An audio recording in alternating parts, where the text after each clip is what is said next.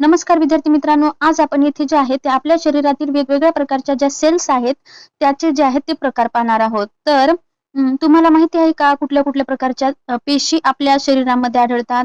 चला तर मग पाहूया. इथे पहिली सेल जी आहे ती आहे न्यूरॉन. ह्या ज्या न्यूरॉन आहेत त्या आपल्या शरीरातील मेसेंजरचं काम करतात. विजेच्या वेगासारख्या हे जे न्यूरॉन सेल आहेत त्या संदेश वहनाचं काम करत असतात. त्यानंतर इथे आपण पाहतोय ही रेड ब्लड सेल आहे, जे की ऑक्सिजनचा जो पुरवठा आहे तो शरीराच्या इतर भागाला करत असते. त्यानंतर आहे मसल सेल.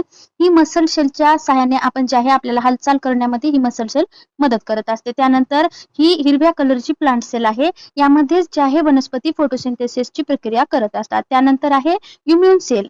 हे जे आहे ते आपल्या शरीराचे खरे सैनिक असतात.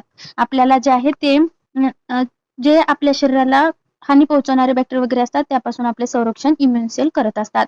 त्यानंतर इथे जे आहेत तर ही जी स्टेम सेल आहे ही अशी जादुई सेल आहे जी गरज पडल्यास वेगवेगळ्या पेशींचा आकार घेऊ शकते.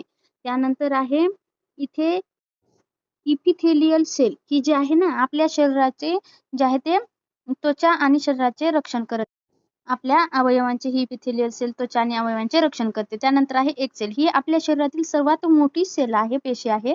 आणि त्यानंतर इथे आपल्याला बॅक्टेरियाची इमेज दिसत आहे. हा जो बॅक्टेरिया आहे हा स्वतंत्र एकपेशीय जीव आहे. तर विद्यार्थी मित्रांनो, अशाच नवनवीन सायन्सच्या फॅक्टसाठी चॅनलला नक्की सबस्क्राईब करा आणि व्हिडिओ जर आवडला तर व्हिडिओला नक्की लाईक करा.